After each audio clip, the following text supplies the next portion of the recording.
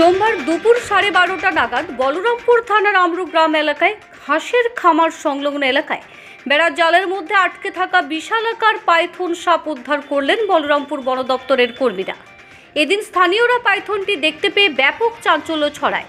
স্থানীয় বাসিন্দারা বলরামপুর বন দপ্তরে খবর দিলে বলরামপুর বনকর্মীরা ঘটনাস্থলে পৌঁছায়। প্রায় আধ ঘন্টার চেষ্টায় জালের মধ্যে আটকে থাকা পাইথনটি উদ্ধার করে বলরামপুরে নিজেদের কার্যালয়ে নিয়ে যায় বনকর্মীরা। বলরামপুর বন দপ্তর সূত্রে জানা গেছে সাপটি লম্বায় প্রায় 7 ফুট, ওজন আনুমানিক 12 কেজির মতো।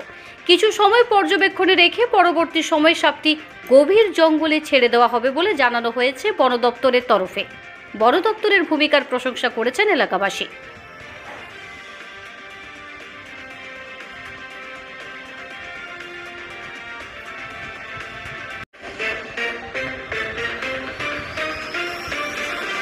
সোমবার দুপুর 12:30 নাগাদ বলরামপুর থানার আমরু গ্রাম এলাকায় হাঁসের খামার সংলগ্ন এলাকায় বেড়ার জালের মধ্যে আটকে থাকা বিশালাকার পাইথন সাপ উদ্ধার করলেন বলরামপুর বন দপ্তরের কর্মীরা।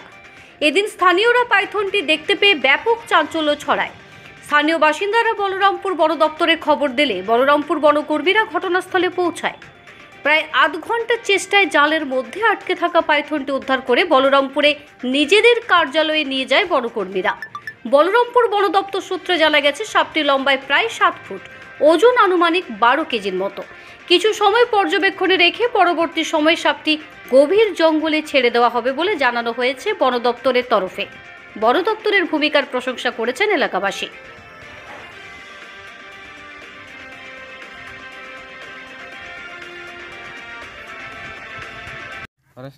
ফরেস্টের লোক কোন জায়গা এটা? আমার মানে সাপটা কারা দেখেছিল প্রথম? গ্রামের লোকে। আর খবর কারা দিয়েছিল ফরেস্টকে? গ্রামের লোকে। তা দিয়ে কি সাপ ছিল? বোড়া না পাইথন? আচ্ছা, আর কি এখানে যে হাঁস টাস দেখা যায়, পাইথনটা কি হাঁস টাস খেতে নাকি?